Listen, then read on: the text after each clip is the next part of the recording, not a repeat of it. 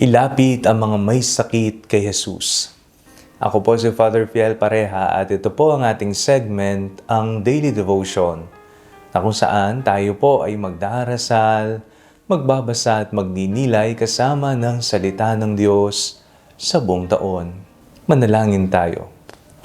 Sa ngalan ng Ama, ng Anak at ng Espiritu Santo. Amen.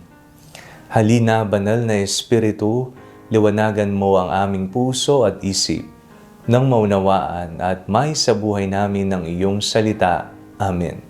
Our Bible passage for today is from the Gospel of St. Mark chapter 6, verses 53 to 56, and I read it for you.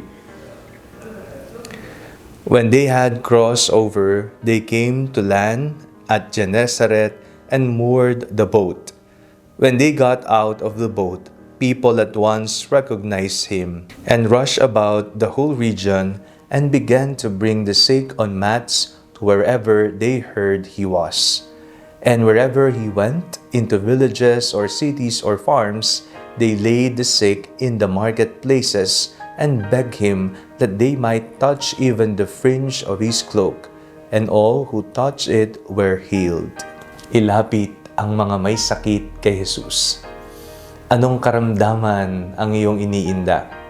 Meron po ba na miyembro ng inyong pamilya ang may sakit sa kasalukuyan? Ang ating Panginoong Jesucristo sa Ebanghelyong ating binasa ay patuloy na sumisikat.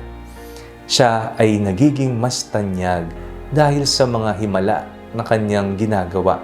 At isa po dyan ay ang pagpapagaling sa mga may sakit.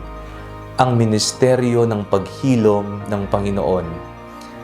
Ang Panginoon ay naglalakbay sa mga bayan-bayan at sa mga syudad at dinadala niya ang kagalingan para sa mga may sakit. Kaya sa mga tao na may sakit o may mga kamag-anak na may sakit, inilalapit nila ang mga ito sa ating Panginoon. Kahit man lamang, base sa ating binasang Ebanghelyo, na mahawakan o mahipo kahit ang laylayan ng damit ng Panginoon ay sasapat na para gumaling ang kanilang sakit. Lumapit tayo sa ating manggagamot. Hindi basta manggagamot lamang, kung hindi dakilang manggagamot. Nariyan ang mga doktor na ating pinupuntahan kapag tayo ay may karamdaman. Ang kanilang kasanayan ay regalong galing sa Panginoon. Kaya sana atin pong alagaan ang ating mga katawan at sarili. Magpa-check up po kayo. No? Huwag kayong umasa sa mga kung ano-anong mga pamahiin o kaya naman mga ritual o mga gawa na baka lumala ang mga iniinda ninyong sakit. Tandaan po ninyo, ang mga doktor ay nariyan, sila ay biniyayaan ng misyon upang manggamot.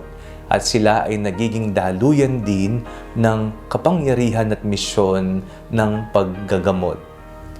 Tandaan din po natin, hindi lamang po katawan ang kailangan nating gamutin, maging ang ating kaluluwa. Kung ang ating kaluluwa ay hindi malusog, payat, may sakit, kailangan po natin na ito ay palusugin sa pamagitan ng pagpapalalim natin ng ating pananampalataya sa Diyos. Panalangin, pagdalo ng banal na misa, pagtanggap ng banal na katawan ng ating Panginoon sa Eucharistia, ang pangungumpisal ng ating mga kasalanan, confession, at iba pang mga sakramento na maaari nating tanggapin. Nariyan ang Panginoon. Lumapit tayo sa Kanya. Siya ay isang dakilang manggagamot. Manalangin tayo. Panginoong Jesucristo, pagalingin po ninyo ang anumang mga sakit na aming iniinda. Sa mga tao, kamag-anak, kaibigan na may sakit, nawa Panginoon, ipagkaloob niyo po ang kagalingang kanilang hinihingi. Amen. Sa ngalan ng Ama, ng Anak at ng Espiritu Santo. Amen.